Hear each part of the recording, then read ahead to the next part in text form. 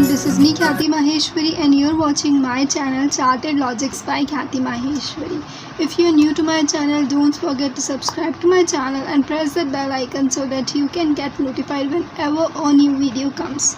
So ये एक ऐसी वीडियो होने वाली है जिसके अंदर अपन बात करने वाले हैं कि अपन किस तरीके से लिखें how to write law paper to score maximum marks of case study based question. देखिए आजकल मोस्टली जो क्वेश्चंस आ रहे हैं वो केस स्टडी बेस्ड ही आ रहे हैं। सो मैंने सोचा पहले मैं केस स्टडी बेस्ड क्वेश्चंस को किस तरीके से अपन प्रेजेंट कर सकते हैं, किस तरीके से लिख सकते हैं। अभी बेसिकली मैंने लिखा लॉ एग्ज़ाम है, लेकिन अपन केस स्टडी जो अपने डीटी के अंदर आती है आजकल आने लग गई है, और जो अपने ऑडिट के अंदर आती है केस स्टडीज़, उसको भी अपन इसी तरीके से प्रेजेंट कर सकते हैं।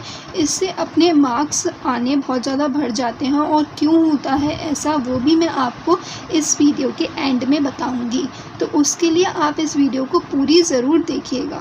ओके यस, सो सबसे पहले स्टार्ट करते हैं। कोई सा भी क्वेश्चन हो, कोई सा भी केस स्टडी बेस्ड क्वेश्चन हो। केस स्टडी बेस्ड क्वेश्चन कैसा होता है?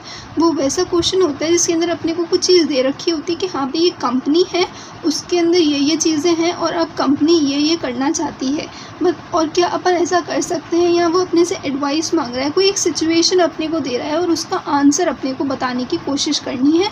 वो इस टाइप के क्वेश्चन को अपन बोलते हैं केस स्टडी बेस्ड क्वेश्चन। मतलब कि वो अपने को एक केस देता है और उसकी स्टडी करके अपने को आंसर देना होता है। ओके, तो ऐसे में अपने को आंसर किस प्रकार से देना है? सबसे पहले आप ऐसे हेडलाइन आप चाहे तो ऐसे 1 2 3 4 भी डाल सकते हैं, और नहीं तो चाहे आप पॉइंट्स बना लीजिए। और पहले अपने को लिखना है fact of the case. Okay, इस तरीके से आप अंडरलाइन करके फैक्ट ऑफ द केस लिख दीजिए। उसके बाद में यहाँ पे अपने फैक्ट ऑफ द केस लिखिए। फैक्ट ऑफ द केस क्या होता है? बेसिकली जो भी आपने क्वेश्चन को पढ़ के सीखा, जो भी अपने क्वेश्चन को पढ़ के जाना कि उस क्वेश्चन के अंदर क्या हो रहा है, वही अपने को डिफ़ाइन करना है फैक्ट ऑफ द केस के अंदर। जैसे कि कंपनी ये है और कंपनी ये अब ये चाहती है, अब कंपनी अपने से ये राय मांग रही है। बेसिकली बात यह है कि अपने को उस क्वेश्चन को अपनी सिंप्लीफाइड लैंग्वेज में कन्वर्ट करके, या जो कुछ भी अपने को समझ में आया उस क्वेश्चन से, उसको ही अपने को लिख देना है फैक्ट ऑफ द केस के अंदर। ओके, मतलब कि अपने को एक छोटी समरी टाइप बनानी है और उस उलझे हुए क्वेश्चन को थोड़ा सा सुलझा कर अपने को यहाँ पर लिखना है। ये बेसिकली होना चाहिए I would say 3 to 4 line maximum 3 to 4 lines के अंदर भी अगर अपन इसको डिफ़ाइन कर लेते हैं तो बहुत ज़्यादा होता है। और अगर मिनिमम की बात कहूँ तो 2 to 3 लाइन तो मिनिमम इसके अंदर होनी ही चाहिए। अपने को अपने लैंग्वेज के अंदर क्वेश्चन को डिफ़ाइन करना है, ठीक है। उसके बाद में नेक्स्ट आता है प्रोविज़न मतलब कि अपन किस लॉ की किस चीज़ को लेकर, या कोई सी ऐसी चीज़, कौन सा ऐसा सेक्शन है, रूल है, या क्या है जो उस चीज़ उस प्रॉब्लम को डील करता है। जैसे कि अपने को लिखना है विद रेफरेंस टू सेक्शन ये ऑफ कंपनीज एक्ट, या फिर जैसे कि सेबी एक्ट हुआ, दूसरा एक्ट होते हैं जो भी अपने कोर्स के अंदर हैं, कॉन्ट्रैक्ट एक्ट हुआ, ठीक है, इंटर वालों के लिए, नेगोशिएबल इंस्ट्रूमेंट एक्ट हुआ, तो उसके section this of companies act 2013 के अकॉर्डिंगली वो ये चीज़ बोल रहा है। मतलब कि प्रोविजंस को बताना है। जिस तरीके से प्रोविज़न बेयर एक्ट के अंदर दे रखा है उसी प्रोविज़न को अपने को बताना है, ठीक है। ये जो होती है ये स्ट्रिक्टली लॉ की भाषा होनी चाहिए, ठीक है ना। लॉ की ही लैंग्वेज के अंदर अपने को इसको डिफ़ाइन करना है, ठीक है। ये होना चाहिए लॉ की लैंग्वेज के अंदर। इसी प्रोविज़न से आपका पूरा आंसर डिपेंड करता है, और इसी से आपको पता चलता है कि हाँ भी आपने लॉ को अच्छी तरीके से समझा है या नहीं समझा है, ठीक है। उसके बाद में एनालिसिस के अंदर अपन क्या करते हैं, फर्स्ट पॉइंट को सेकंड पॉइंट से कंपेयर करके देखते हैं। फैक्ट ऑफ द केस को प्रोविजंस अप्लाई करके अपना खुद का आंसर या फिर बताने की कोशिश करते हैं कि ये चीज़ पॉसिबल है या नहीं है। जो क्वेश्चन अपने से पूछ रहा है वो चीज़ पॉसिबल है या नहीं है, ये चीज़ अपन एनालिसिस वाले पार्ट के अंदर लिखते हैं, ठीक है। अब मैं एक चीज़ चाहूँगी कि आप ये जो सब कुछ लिखें उसके बीच में एक लाइन का गैप ज़रूर छोड़ें, और पॉइंट्स डालना चाहे तो पॉइंट्स भी डाल सकते हैं, अंडरलाइन ज़रूर करिएगा ताकि डिफ्रेंशिएट हो सके। और अगर ये भी चीज़ पॉसिबल हो कि इसके अंदर भी आप कुछ पॉइंट बना सकें, जैसे कि पहला सेक्शन ये अप्लाई हो रहा है और इसके अंदर ही इसी रेलेवेंस के अंदर सेकंड सेक्शन ये अप्लाई हो सकता है, तो अपन वो काम भी कर सकते हैं इसको मोर क्लासिफाइड बनाने के लिए, ठीक है। तो एनालिसिस करके अपने को कंक्लूजन पे आना है, ठीक है बस। लेकिन कंक्लूजन लिखना नहीं है कि एट लास्ट आंसर क्या हुआ, उसके लिए अपने को कंक्लूजन वाला पार्ट बनाना है जिसके अंदर अपन को लिखना है जैसे कि यस या फिर नो कि ये पॉसिबल है या नहीं है। 2-3 लाइन के अंदर अपन डिफाइन कर लीजिए कि हाँ भाई ये पॉसिबल है और अपने को इस तरीके से इसको करना है। किस तरीके से करना है वो तो एनालिसिस के अंदर आ गया कि पॉसिबल है या नहीं है, सिंपल सी क्रिस्प भाषा के अंदर मेरे ओपिनियन में ये चीज़ करेक्ट है या इनकरेक्ट है, ये पॉसिबल है या पॉसिबल नहीं है, उस चीज़ को अपने को कंक्लूजन के अंदर लिखना है। और इसी तरीके से अपने को सारे अपने आंसर्स प्रेजेंट करने हैं, चाहे थोड़ा सा ज़्यादा टाइम लगेगा इस चीज़ को फॉलो करने में। और ये चीज़ आपको ड्रास्टिकली पेपर के अंदर जाते समय नहीं आएगी, ये मैं आपको बता दे रही हूँ कि है ना, ये जो अपना तरीका है लिखने का, ये अभी अपन सोचेंगे कि हाँ भाई इस तरीके का अपन लिखेंगे एग्ज़ाम के अंदर, लेकिन ये ड्रास्टिकली आप नहीं लिख पाएंगे एग्ज़ाम के अंदर अगर आपकी प्रीवियस प्रैक्टिस नहीं है इसी तरीके से पेपर को सॉल्व करने की। तो इसीलिए ज़रूरी है आप जब भी कोई भी आंसर सॉल्व करें, बहुत ज़्यादा ज़रूरी है कि आपको आंसर सॉल्व करने हैं, चाहे वो थ्योरेटिकल पार्ट के हो चाहे प्रैक्टिकल पार्ट के हो। प्रैक्टिकल को तो क्या होता है अपन लिख के सॉल्व करके देख लेते हैं, लेकिन जो थ्योरेटिकल पार्ट होता है, जो केस स्टडी बेस्ड क्वेश्चन होते हैं, उसको बस अपन पढ़ते हैं, लिखते कभी नहीं हैं। ये बहुत बड़ी गलती होती है अगर कोई भी करता है इस चीज़ को।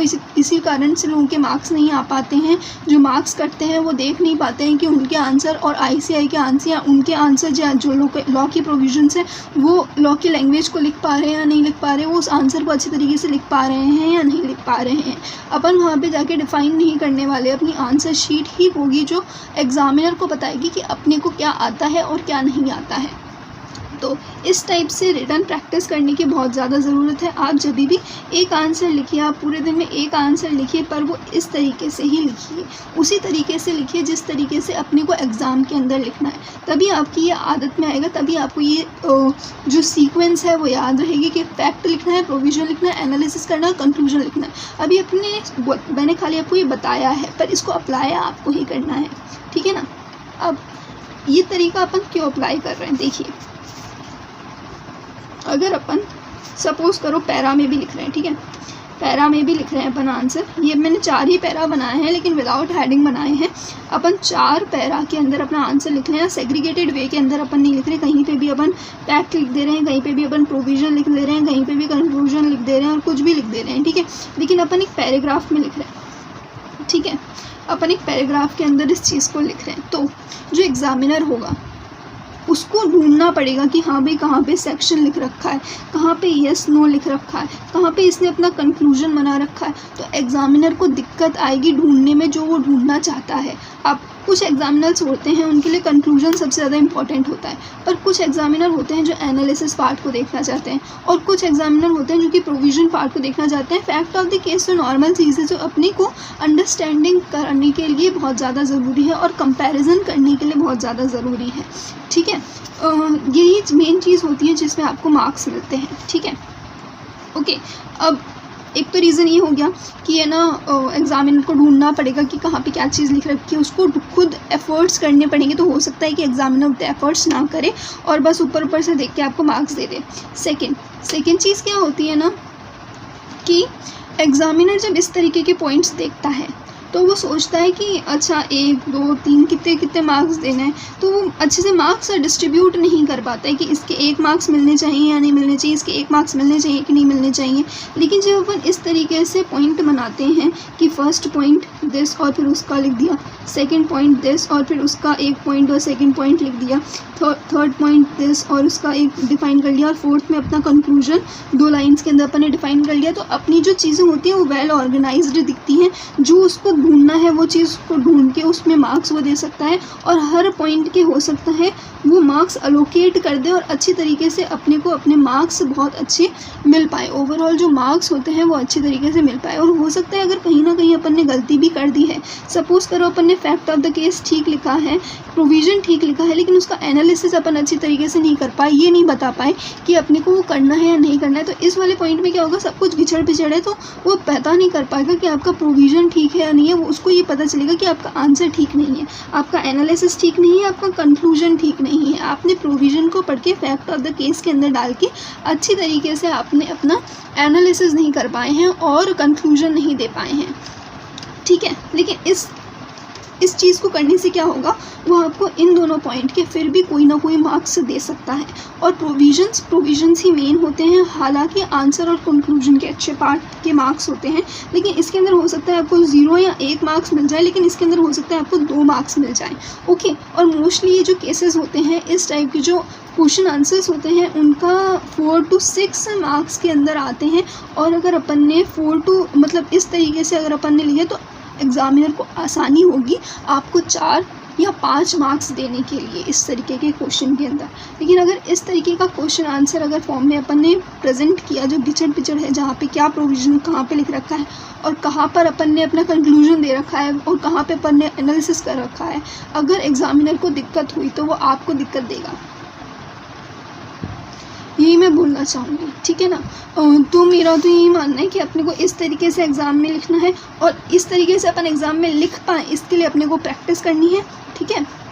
और अपने आंसर्स मैच करते रहने हैं, अपने आंसर्स इस चीज़ के अंदर डालने तो हैं, प्लस अपने को लॉ के हिसाब से, लॉ की भाषा में ICI के आंसर्स भी अगर आप देखेंगे तो वो इसी तरीके से फॉर्म होते हैं, खाली उन्होंने हेडिंग नहीं दे रखी